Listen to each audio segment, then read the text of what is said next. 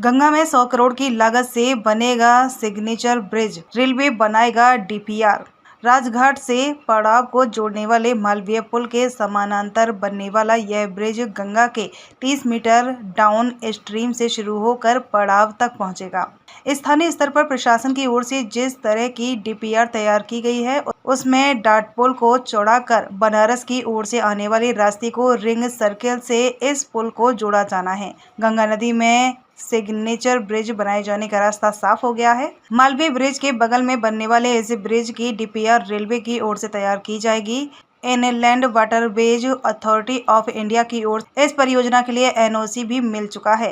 पहले डीपीआर बनाए जाने के लिए एनएचएआई के नाम पर सहमति बनी थी। अब रेलवे की ओर से डीपीआर बनाने का काम जल्द ही शुरू हो जाएगा। ट्रांसपोर्ट हब के रूप में विकसित हो रहे वाराणसी से पंडित दीनदयाल उपाध्याय नगर जंक्शन को जोड़ने के लिए नमो घाट के पास से डबल डेकर सिग्नेचर ब्रिज बनाया जाना प्रस्तावित है। राजघाट से पड़ाव को जोड़ने वाले मालवीय पुल के समानांतर बनने वाला यह ब्रिज गंगा के 30 मीटर डाउन स्ट्रीम से शुरू होकर पड़ाव तक पहुंचेगा। स्थानीय स्तर पर प्रशासन की ओर से जिस तरह की डीपीआर तैयार की गई है, उसमें डाटपुल को चौड़ा कर बनारस की ओर से आने वाले रास्ते को रिंग सर्किल से इस पुल को जोड़ा जाना है। सिग्नेचर ब्रिज और सर्किल रोड की जो परियोजना तैयार कराई गई है, इसमें करीब 100 करोड़ रुपए लागत का अनुमान है। सिग्नेचर ब्रिज से बिहार और पीडीडीयू नगर सहित अन्य शहरों से काशी की कनेक्टिविटी मजबूत हो जाएगी। अब सिग्नेचर ब्रिज की डीपीआर डिटेल प्रोजेक्ट रिपोर्ट जारी होने के बाद टेंडर की प्रक्रिया के भी जल्द ही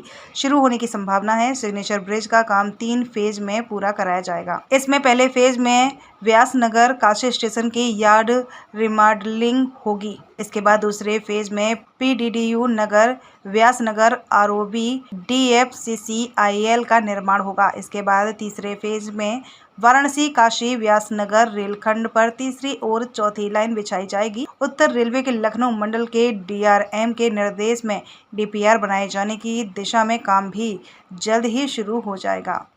जो वाराणसी मुगलसराय रेलवे स्टेशन जो डीडीयू नगर कहलाता है, उसके बीच की स्ट्रेच का एक नया पुल रेलवे के द्वारा बनाया जाना है, जो रेल और रोड दोनों प्रकार का पुल होगा। उसकी डिज़ाइन ड्राइंग का कंसल्टेशन बाकी विभागों के साथ चल रहा है।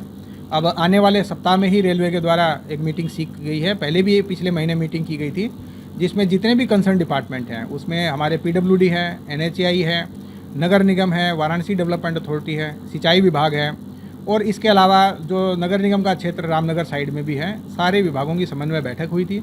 उसका जो डिज़ाइन ड्राइंग है सब विभागों को दिया गया था। उनके ऑब्जेक्शंस और उनके सुझाव उसके ऊपर मांगे गए थे। वो सारे के सारे एक्सचेंज हो चुके हैं। अब उसमें जो अंतिम रूप निकल के आ रहा है, उसके बारे में ही चर्चा होकर अगले हफ्ते मीटिंग होगी।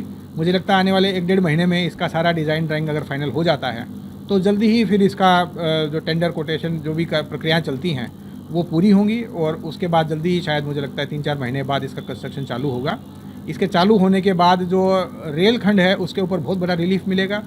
साथ ही इस पे जो रोड का भी नया चालू हो जाएगा एक मार्ग, उसके माध्यम से जो आवागमन होता है डीडीयू नगर चंदौली और काशी वाराणसी के बीच में, उस पर भी बहुत सहूलियत मिलेगी, और वो जो जाम की स्थिति बनती है वो भी कम हो पाएगी। और साथ ही साथ पर्यटन और बाकी जो चीज़ें हैं उसमें भी उत्तरोत्तर प्रगति होगी। तो ये सारी चीज़ें कंसल्टेशन में फाइनल की जा रही हैं, और डिज़ाइन ड्राइंग जैसे ही अप्रूव होते हैं, इसको कंस्ट्रक्शन करने की तरफ जो अगला स्टेप है वो आगे लिया